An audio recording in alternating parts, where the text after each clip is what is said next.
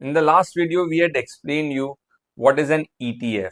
Now, if you want to understand what ETF constituents are, like in which proportion their holdings are there in an individual ETFs. For example, which stocks are held in the pharma Bs, or for example, which stocks are there in the bank Bs or private bank Bs or PSU Bs or a metal ETF. So which stocks are there in each of these ETFs?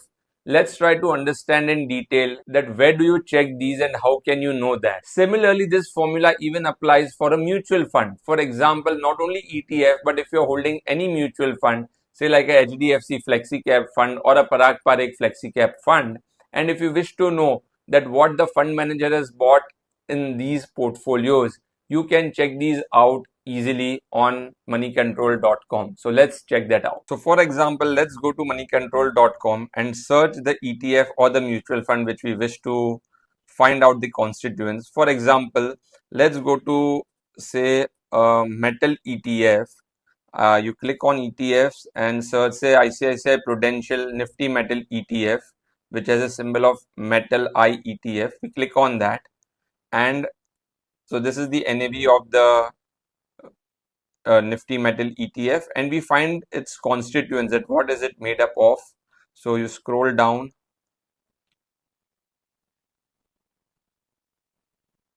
and here you get the components.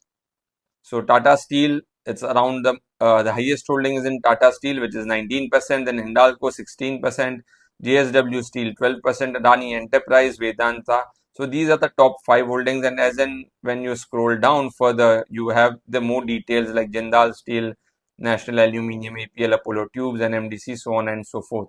So this is how you come to know which stocks individual ETFs are holding into them. Similarly, you can also check these for a mutual fund. For example, if I click on say HDFC Flexi Cap Fund, go to mutual funds and type HDFC Flexi Cap Fund Growth, and again over there when you scroll down and check the holdings of that, so we come here and view all.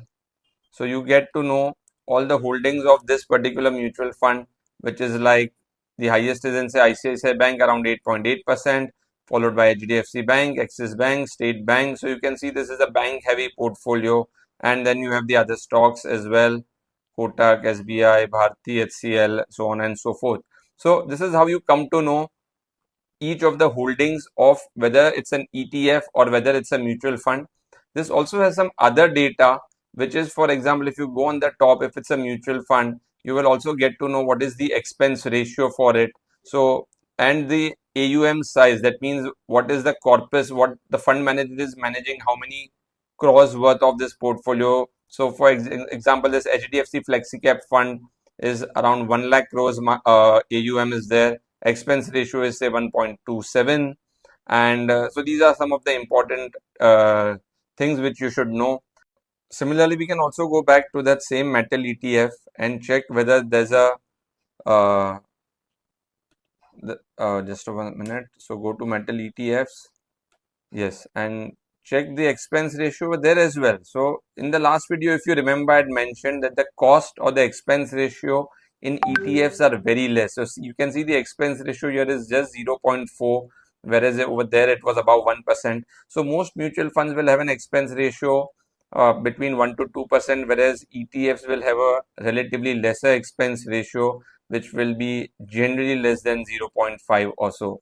So if you wish to participate in an ETF, you can get the details over here, like how much is the AUM, what is the expense ratio, which stocks the particular ETF holds and which percentage, and you can participate in the ETFs very easily out here.